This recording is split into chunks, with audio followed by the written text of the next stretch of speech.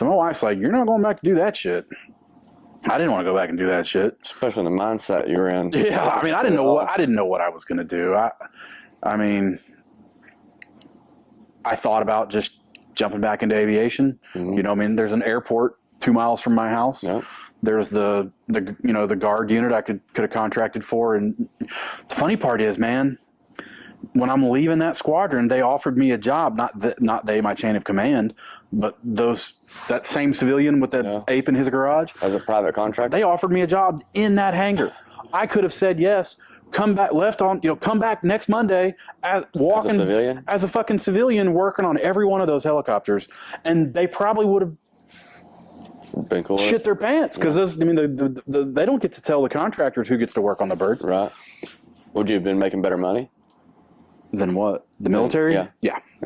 But my wife, she wasn't going to have that. She was like, "Fuck no, we are done with this place." And I'm so glad she did. Yeah. That was a demon I needed to cut loose. Right. Because I think I still would have been. I think I still would have been vindictive there. Yeah. You know, I still would have been out for blood. It wouldn't have been healthy for any of us. Yeah, and the CO probably wouldn't have let up very well either. No.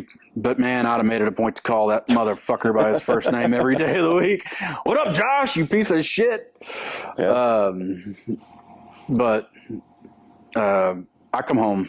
I don't know what I'm doing. I still have a little bit of leave left, so I'm just kind of trying to come up with a plan. And I decide, well, you know, my wife's family had been in real estate management, property management stuff historically.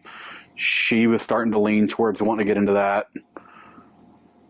And I was like, well, I'll just sell real estate. So I spent that month getting certified, qualified, going through the classes for that.